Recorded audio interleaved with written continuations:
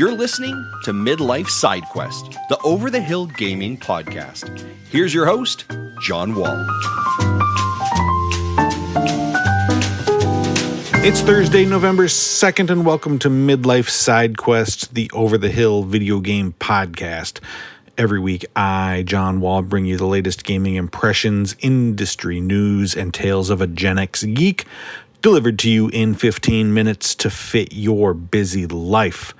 I am so happy to have you here today because on this episode, I'm going to be talking about the Seventh Guest VR. To make sure you never miss an episode, you can subscribe to the show, which is available on all major platforms, including Spotify and Apple Podcasts. And I would also greatly appreciate it if you left a review. It really helps to spread the word about the show. Also, if you'd like to chat about today's show or just talk about games or whatever, you can find me on Twitter, Threads, and Facebook by searching for Midlife Side Quest. So every week I open the episode by sending out some positive vibes. It's a special shout out to somebody who I admire and appreciate, in an attempt to spread some good energy and make the gaming space a little bit more friendly. And this week's positive vibes are going out to Gene Park. Gene is a games critic and journalist for the Washington Post. He has been providing smart and insightful games industry coverage for many years, and he is without question one of the best in the business. He is also a fighter and a survivor in more ways than one. He has survived the turbulent career of a games reporter at a major national newspaper, something that is not always an easy task. And he is also a cancer survivor, having already kicked the disease's butt once before. He recently disclosed online that he is going through some additional health issues recently, and I thought I can't think of anyone more deserving of some positive vibes than Gene. So sending these out to you, Gene. I appreciate you, and I know that you are up for whatever life throws at you.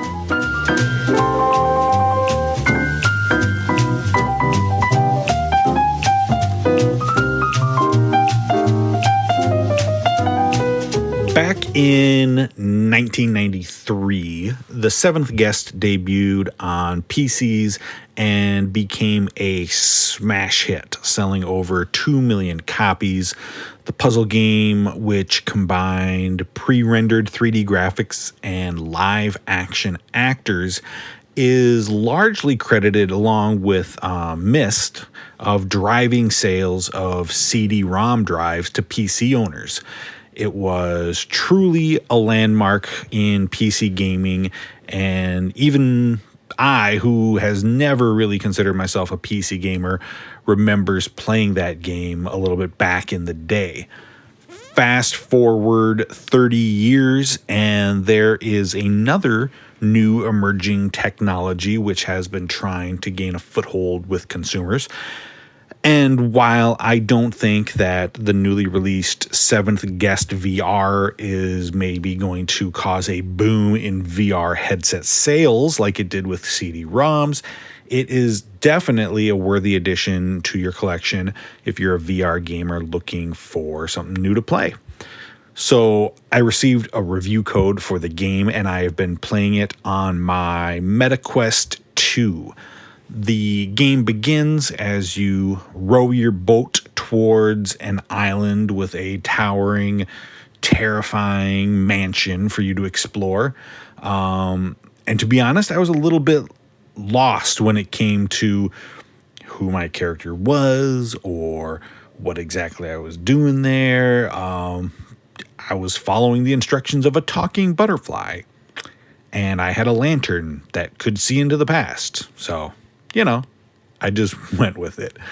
After entering the mansion, you use your lantern to peer into the past and see guests arriving at the estate for a dinner with the eclectic owner of the home who has promised a prize to whomever can solve his riddles.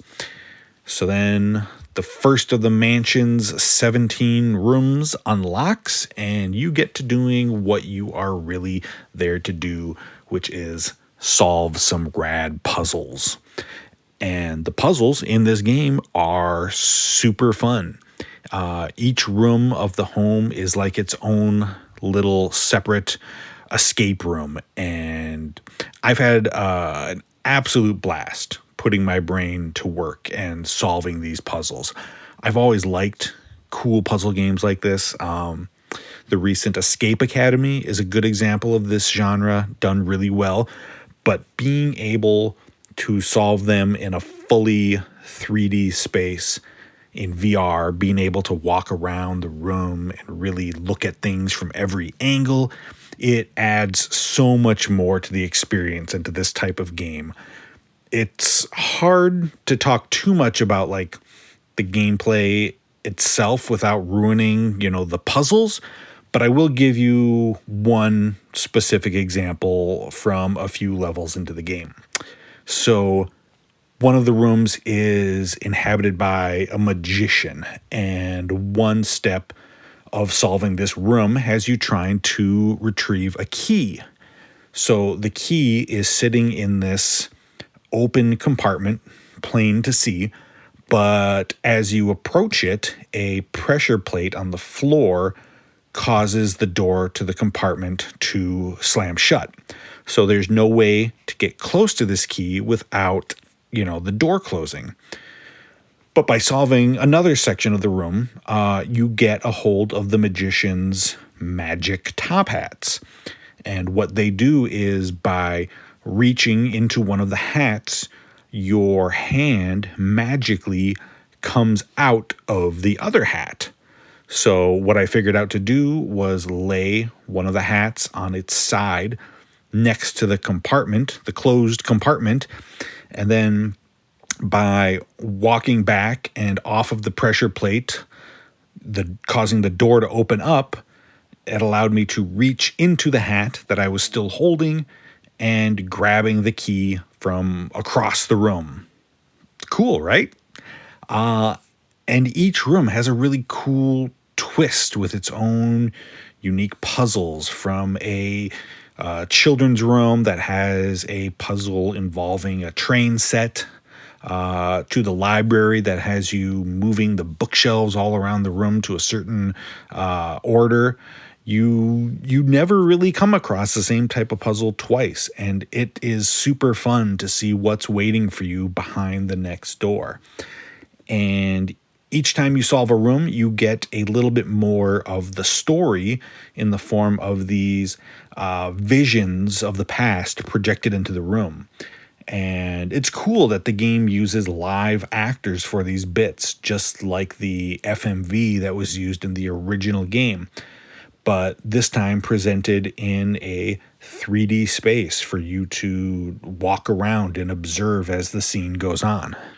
So if you're talking about a VR game, you kind of have to talk at least a little bit about the technical side of things and how well the game actually works.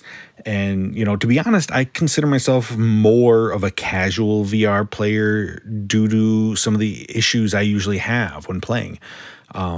Besides the fact that I've got to pull out a smaller, years-old pair of eyeglasses just so that I can physically wear a headset, I often have headaches from long play sessions, or I get nauseous if I play too long. So, but so far, I've experienced very little of this with the seventh guest.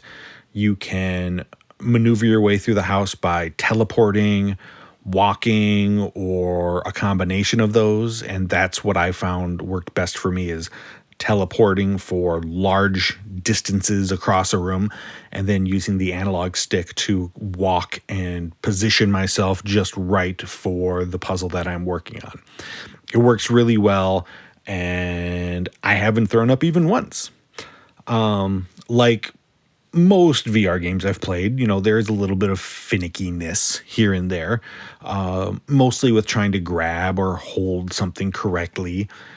It's not a huge deal, but, there was at least once where I got stuck on a puzzle because the first time I tried to interact with an object, it didn't recognize my hand. So I didn't think that I could grab this thing until much later when I was just kind of going through the room again, and then all of a sudden it worked. There's also a nice clue system throughout where you get 2 free clues for any of the puzzles in the room. And if you're still stuck, you can cash in these coins that you find hidden throughout the mansion to solve the puzzle for you. So you never really have to worry about being completely stuck. I am really having a good time with the Seventh Guest VR. It's exactly the kind of VR experience that I enjoy.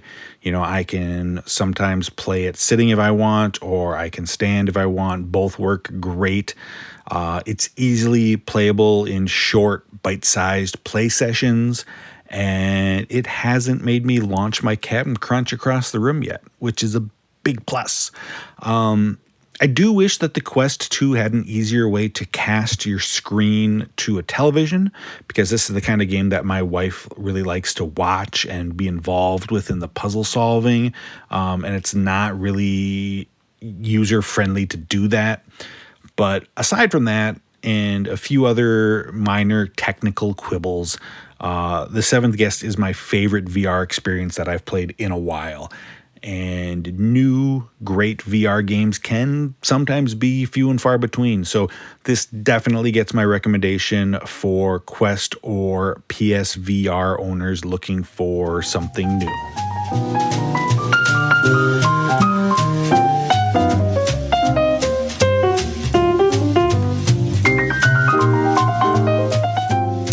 So I hope you'll forgive me for getting a little bit serious at the end of the show.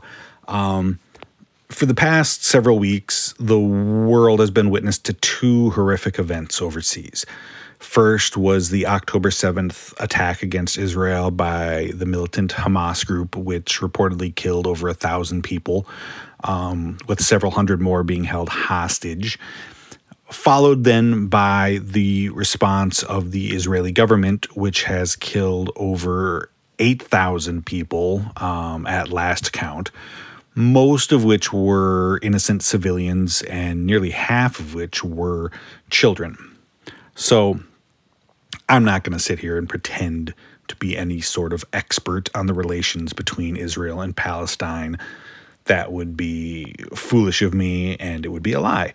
But I do know a few things. I know that answering one horrific attack with another that's 10 times worse is not the answer.